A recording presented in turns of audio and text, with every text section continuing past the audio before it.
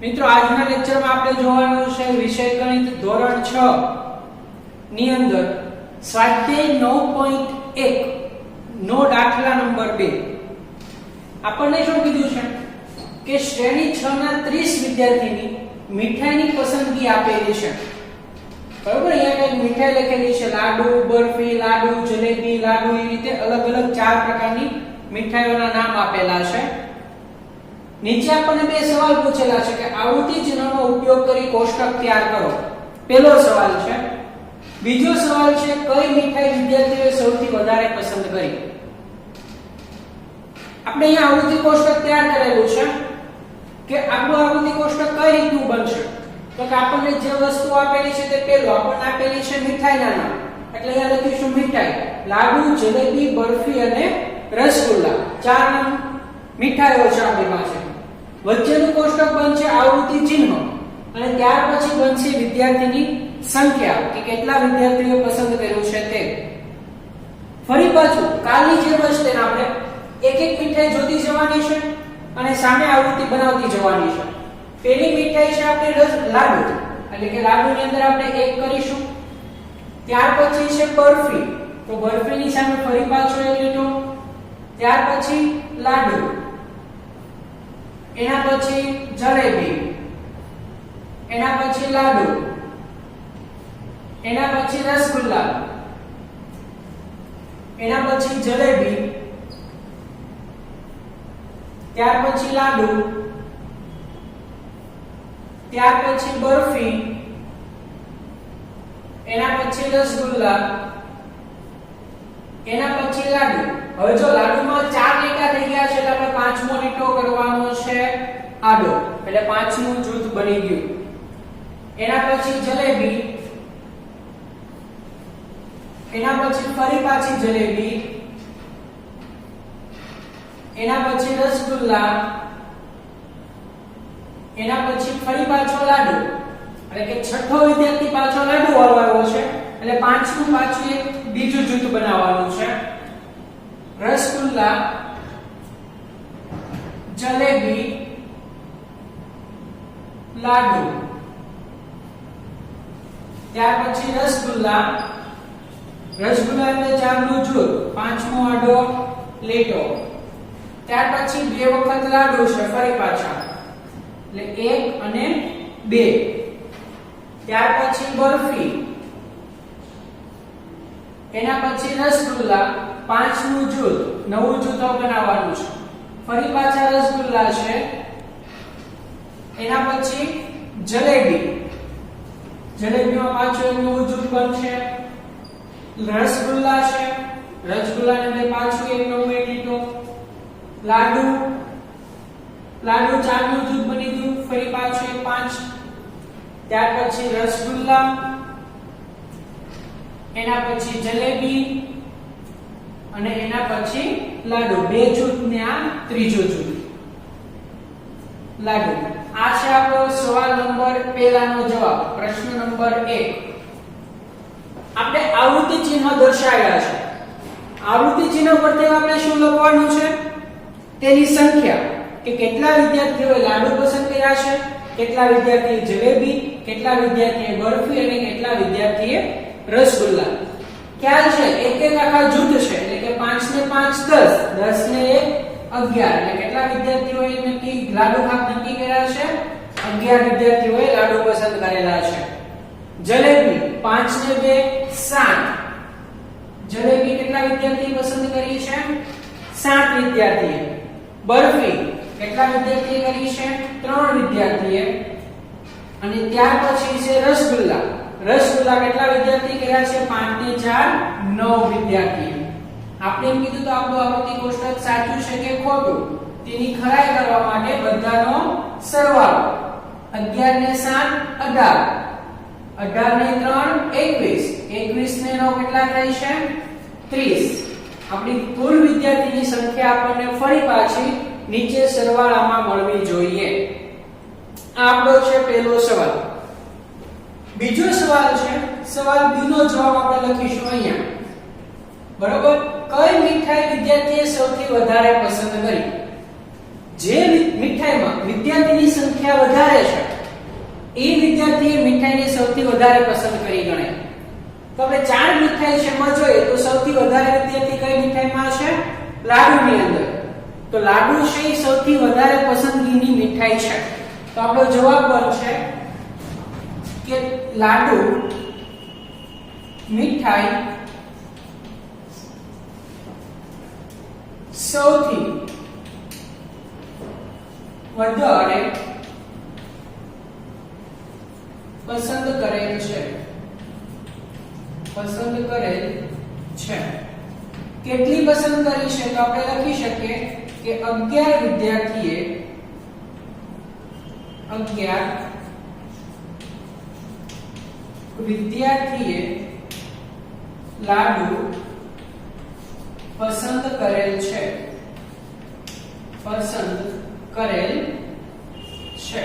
એકદમ સરળ આપણો આવૃત્તિ કોષ્ટક છે. નામ વાંચતા જવાના છે અને 5 નું જૂથ તૈયાર કરતું જવાનું છે.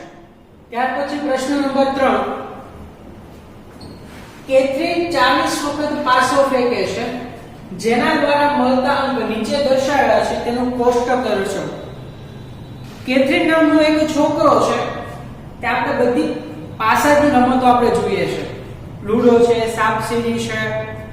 એમાં 6 બાજુ ઉપર કઈક અંક લખેલા હોય 1 2 3 4 5 અને 6.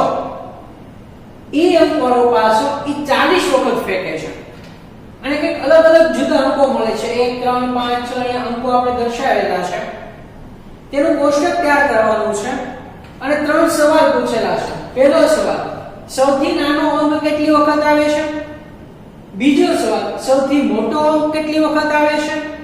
અને સરખી વખત કયા અંક આવે છે તે લખવાના છે. જોઈએ આપણું આવૃત્તિ કોષ્ટક બનશે.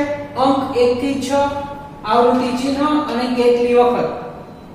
બરોબર, એક એક જોતા જઈએ. ઊભી લાઈનમાં આપણે લઈશું 1 1 એટલે કે 1 ની અંદર 2 વખત ટીક કરશું.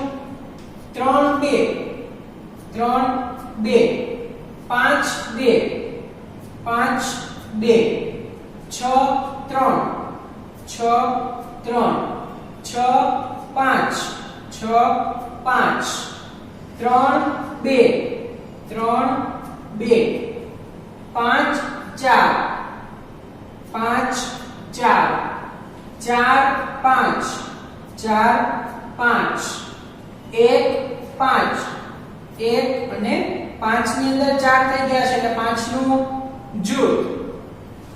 6 6 6 અને 6 બે વખત 6. ત્યાર પછી 2 અને 5 2 5 ની અંદર એક જૂથ થઈ ગયું છે. હવે તૈયાર કરવાનું છે આપણે બીજું જૂથ. ત્યાર પછી 5 અને 1 5 અને 1 3 અને 6 3 4 અને 6 4 નું જૂથ થઈ ગયું. 5 પોઈન્ટ ઓટો કરી 5 નું જૂથ. 4 અને 2 4 2 ની અંદર 4 લીટા થઈ ગયા છે. 5 પોઈન્ટો આગળ. ત્યાર પછી 6 અને 3 ત્યાર પછી 6 અને 3 ત્યાર પછી 1 અને 5 1 અને 5 5 અને 2 5 2 5 4 5 4 6 1 6 1 અને છેલ્લું છે 1 અને 5. છેલ્લું છે 1 અને 5. હવે કયો અંક કેટલી વખત આવ્યો છે તે લખવાનો છે. 5 ને 2 7 5 ને 1 6 અહીંયા 5 4 5 ને 5 10 10 ને 1 11 5 ને 2 7 5 ને 2 7 ટોટલ મારી દઈએ આપણે. ટોટલ કેટલું થવું છે આપણું કુલ કેટલી વખત ઈ પ્રયત્ન કરે છે તેટલું. કુલ કેટલી વખત ફેંકે છે? 40 વખત. તો ટોટલ કેટલું થવું જોઈએ? 40. 7 ને 6 13, 13 ને 5 18, 18 ને 4 22, 22 ને 11 33, 33 ને 7 40. એનો મતલબ કે આપણું આવૃત્તિ ચિહ્ન કેવું છે? સાચું છે. હવે અહીંયા લખીએ પહેલા સવાલનો જવાબ. પહેલો સવાલ શું છે? સૌથી નાનો અંક કેટલી વખત આવે? પાસામાં 1 થી 6 અંક છે. તો ઈ અંકોમાં સૌથી નાનો અંક કયો ગણાશે? 1. 1 કેટલી વખત આવે છે? 7 વખત. તો અહીંયા લખી શકાય આપણે કે સૌથી નાનો અંક 7 વખત આવે છે. 7 વખત આવે છે. ત્યાર પછી બી શું છે? સૌથી મોટો અંક કેટલી વખત આવે છે? સૌથી મોટો અંક એટલે કે 1 થી 6 માં સૌથી મોટો અંક કયો ગણાશે? 6. કેટલી વખત આવે છે? 7 વખત. અહીંયા લખી શકાય કે સૌથી મોટો અંક 7 વખત આવે છે. 7 વખત આવે છે. ત્યાર પછી સી સરખી વખત દેખાતા અંક લખો. હવે સરખી વખત દેખાતા અંક માટે આપણે કેમાં જોવાનું છે? કેટલી વખત આવે છે તેમાં. તો જો 7 છે 2 વખત આવે છે. પણ કયા અંકની સામે આવે છે? તો કે 1 અને 6. તો આપણે અહીંયા લખી શકાય કે સરખી વખત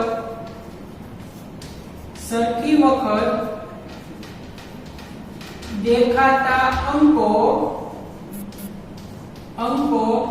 1 અને 6 છે, જે 7 વખત આવે છે. જે કેટલી વખત આવે છે? 7 વખત. બંને 7 વખત આવે છે.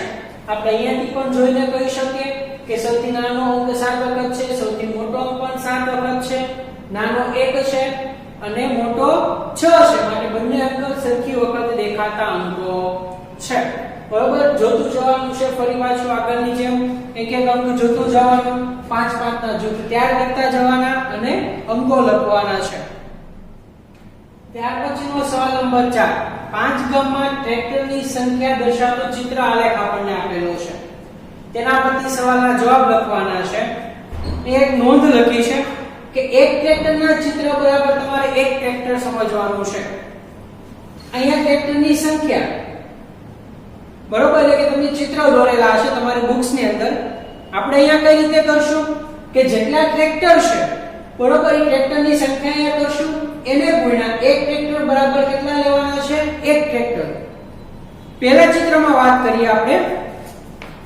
પહેલા ચિત્રની અંદર આપણને કીધેલું છે ગામ એ ની અંદર કુલ 6 ટ્રેક્ટર છે.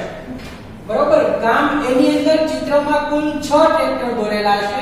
એક ટ્રેક્ટર બરાબર લેવાનું છે 1. માટે કુલ ટ્રેક્ટર કેટલા થવાના છે? 6. કુલ ટ્રેક્ટર કેટલા થવાના છે? 6. ગામ બી ની અંદર આપણને આપેલા છે 5 ટ્રેક્ટર. કેટલા આપેલા છે? 5. એક ટ્રેક્ટર બરાબર 1. માટે કુલ ટ્રેક્ટરની સંખ્યા 5. ગામ સી ની અંદર 8 ટ્રેક્ટર આપેલા છે. કેટલા ટ્રેક્ટર આપેલા છે? 8 ટ્રેક્ટર. એટલે કે 8 એને ગુણ્યા 1 બરાબર 8 ગુણ્યા 1 એટલે કે 8 ટ્રેક્ટર.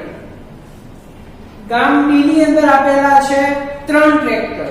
ગામ ડી એની અંદર કેટલા છે? 3. એવા એક ટ્રેક્ટરની સંખ્યા 1. માટે કુલ ટ્રેક્ટર કેટલા છે? 3 ટ્રેક્ટર છે. અને ગામ ઈ ની અંદર આપેલા છે 6 ટ્રેક્ટર. ગામ ઈ ની અંદર 6. એટલે કુલ ટ્રેક્ટર કેટલા થશે? 6. અહીંયા આ 6 5 8 3 6 આ જે આપેલું છે આપણને કોષ્ટકની અંદર ટ્રેક્ટરનું ચિત્ર દર્શાવેલું છે. અને 1 1 1 1 આ એક જે લખેલા છે એ આપણી નોંધ છે કે એક ટ્રેક્ટરના ચિત્ર બરાબર તમારે કેટલું લેવાનું છે? 1. અહીંયા તમને એમ કીધું હોય કે એક ટ્રેક્ટરના ચિત્ર બરાબર 2 ટ્રેક્ટર લેવાના છે તો એકની જગ્યાએ કેટલા થઈ જશે? 2. બંનેનો ગુણાકાર કરીને જે આવે ટ્રેક્ટરની સંખ્યા. હવે આપણને પહેલો સવાલ પૂછેલો છે કે આ ગામમાં સૌથી ઓછા ટ્રેક્ટર છે, તો સૌથી ઓછા ટ્રેક્ટર ગામ ડી ની અંદર, એટલે આપણે અહીંયા લખશું કે ગામ ડી ની અંદર કેવા છે સૌથી ઓછા. સૌથી વધારે કયા ગામમાં છે? ગામ સી ની અંદર, એટલે અહીંયા આપણે લખશું ગામ સી. ત્યાર પછીનો પ્રશ્ન નંબર છે 3, એટલે કે સી છે. તેની અંદર આપણને પૂછેલું છે કે બી ગામની સરખામણીમાં ગામ સી માં કેટલા વધારે છે. હવે સરખામણી કરવી એટલે મોટામાંથી નાનું બાદ કરવાનું, બરોબર? એટલે મોટામાંથી નાનું બાદ એટલે ગામ સી માં કેટલા છે? 8 માઈનસ ગામ બી ની અંદર કેટલા છે? 5 માઈનસ ગામ બી ની અંદર 5 બરાબર કેટલા આવે છે? 3. માટે કરીને લખી શકાય 3 ટ્રેક્ટર વધુ છે. 3 ટ્રેક્ટર વધુ છે. આ 5 ગામના કુલ કેટલા ટ્રેક્ટર છે? એટલે કે બધા ટ્રેક્ટરનો શું કરવાનો છે? સરવાળો. જોઈએ આપણે 6 ને 5 11, 11 ને 8 કેટલા થશે? 19, 19 ને 3 કેટલા થશે? 22, 22 ને 6 કુલ આપણો સરવાળો કેટલો આવે છે? 28. એટલે કે કુલ આ 5 ગામના કુલ ટ્રેક્ટરોની સંખ્યા કેટલી છે? 28 સંખ્યા છે. ફરી પાછું એક વખત તમને આ કોષ્ટક ખાલી સમજાવું છું. અહીંયા મેં 6 5 8 3 6 જે લખ્યું છે એ તમને અહીંયા ચિત્ર દોરેલા હશે, અને એક એક જે લખેલું છે એ તમને નોંધ મેં લખી છે કે એક ટ્રેક્ટરના ચિત્ર બરાબર તમારે એક ટ્રેક્ટર સમજવાનું. જો અહીંયા તમને કીધું હોય કે 2 ટ્રેક્ટર છે તો અહીંયા તમારે ગુણાકારમાં કેટલા આવશે? 2, એટલે કે 6 ચિત્ર એને ગુણ્યા 2 એટલે કે 6 દુ 12 થશે, બરોબર? જે આપણે આગળના દાખલા અંદર જોઈ શકશું. ત્યાર પછી પ્રશ્ન નંબર 5 ની વાત કરીએ કે મિડલ સ્કૂલની એક શ્રેણીમાં છોકરીઓની સંખ્યા આપેલ ચિત્ર આલેખ છે. એક સ્કૂલ છે, એ સ્કૂલની અંદર છોકરીઓની સંખ્યા દર્શાવતો આપણને ચિત્ર આલેખ આપેલો છે. એના પરથી આપણને 3 સવાલ પૂછેલા છે. એ 3 સવાલના જવાબ આપણે લખવાના છે.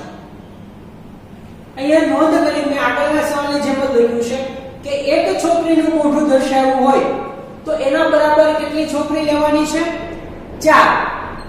અને અડધું મોઢું દર્શાવવું છે તો એના બરાબર છોકરીની સંખ્યા લેવાની છે આપણે 2, બરોબર? ત્યારે ત્યારે તમારે એવા ચિત્ર પણ આવશે કે માનો કે એક ચિત્ર બરાબર આપણે સમજીએ કે તમને 2 લીટી બરાબર 1 ભાગ લેવાનો કીધો છે, તો 1 લીટી બરાબર તમારે કેટલો ભાગ લેવો પડે? અડધો ભાગ, બરોબર? અહીંયા એક મોઢા બરાબર 4 છે તો 4 ના અડધા, મોઢું અડધું થઈ જશે તો 4 ના અડધા સંખ્યા પણ કેવી થઈ જશે? અડધી થઈ જશે. આપણે ચોપડીની અંદર આપણને આલેખ આપેલો છે, ચિત્ર આલેખ, મોઢા દર્શાવેલા છે. આપણે આગળના ચિત્ર દાખલાની જેમ જ મોઢાની સંખ્યા બરાબર આપણે કેટલા લખશું? જે સંખ્યા આપણને ચિત્રમાં દોરેલી છે તે, અને એક મોઢા બરાબર કેટલા ગણશું? 4 ગણવાના છે. તો જોઈએ પહેલો વર્ગ છે એની અંદર આપણને કુલ મોઢા આપેલા છે 6. કુલ મોઢાની સંખ્યા કેટલી છે? 6. એને ગુણ્યા એક મોઢા બરાબર કેટલા લેવાના છે? 4. એટલે 6 ગુણ્યા 4 બરાબર કેટલા થઈ જશે? 24. કેટલા થશે? 24. વર્ગ 2 ની અંદર આપેલું છે 4 મોઢા આખા. કેટલા આપેલા છે? 4 મોઢા આખા, એટલે કે 4 એને ગુણ્યા 4 પ્લસ એક મોઢું અડધું છે. અડધા મોઢા બરાબર કેટલી છોકરીઓની સંખ્યા લેવાની છે? 2, એટલે કે એક અડધું એને ગુણ્યા 2, બરોબર? એટલે ચોકે ચોકે 16, 16 ને 2 કેટલા થઈ જશે? 18. વર્ગ 3 ની વાત કરીએ તો વર્ગ 3 ની અંદર આખા મોઢા આપેલા છે આપણને 5. કુલ મોઢા કેટલા છે? 5. એને ગુણ્યા 4, 5 20. વર્ગ 4 ની અંદર 3 મોઢા આખા છે, એટલે કે 3 ગુણ્યા 4 પ્લસ એક મોઢું અડધું છે એને ગુણ્યા 2. 4 તેરી 12, 12 ને 2 કેટલા થઈ જશે? 14. 12 ને 2 14. વર્ગ નંબર 5 ની વાત કરીએ, 2 મોઢા આખા છે, એટલે કે 2 ગુણ્યા 4 પ્લસ 1 ગુણ્યા 2 4 દુ 8 8 ને 2 10 વર્ગ 6 ની અંદર 4 મોટા આખા છે એટલે કે 4 એને ગુણ્યા 4 ચોકે ચોકે 16 વર્ગ 7 ની વાત કરીએ તો 7 ની અંદર છે 3 મોટા એટલે કે 3 ગુણ્યા 4 એટલે કે 4 તેરી 12 અને વર્ગ 8 ની વાત કરીએ તો એક મોઢું આખું છે અને એક મોઢું અડધું છે એટલે કે 4 અને 2 કેટલા થશે 6 આપણું છે આવૃત્તિ કોષ્ટક બરાબર ચિત્ર આલેખ સોરી આવૃત્તિ કોષ્ટક તો આને નહીં કહેવાય ચિત્ર આલેખનું કોષ્ટક જેમાં તમારે 4 6 5 3 2 4 3 1 આ શું બતાવે છે કે તમારી ચોપડીની અંદર જે આપણને આ કોષ્ટકમાં જે ચિત્ર આપેલું છે એ ચિત્રની સંખ્યાઓ દર્શાવે છે હવે આપણે સવાલ તરફ જોઈએ કઈ શ્રેણીમાં ઓછી છોકરીઓ છે તો સૌથી ઓછી કઈ શ્રેણીમાં આવશે શ્રેણી નંબર 8 એટલે આપણે લખી શકશું અહીંયા કે શ્રેણી 8 માં ઓછી છોકરીઓ છે શ્રેણી 6 કરતા શ્રેણી 5 માં વધારે છે જોઈએ શ્રેણી 6 કરતા શ્રેણી 5 આ બે શ્રેણીનો આપણે જોવાનું છે બરાબર તો શ્રેણી 6 માં શ્રેણી 5 થી વધારે છે તો કે હા આપણો જવાબ આવશે હા જો કેટલી વધારે છે પૂછો તો બંનેની બાદબાકી કરવી પડે પણ આપણને પૂછે તો નથી શ્રેણી 7 માં છોકરીઓની સંખ્યા કેટલી હશે શ્રેણી 7 છોકરીઓની સંખ્યા કેટલી છે 12 એટલે આપણે લખી શકાય કે શ્રેણી 7 માં છોકરીઓની સંખ્યા કેટલી છે 7 છે શ્રેણી 7 માં છોકરીઓની સંખ્યા સોરી કેટલી છે 12 છે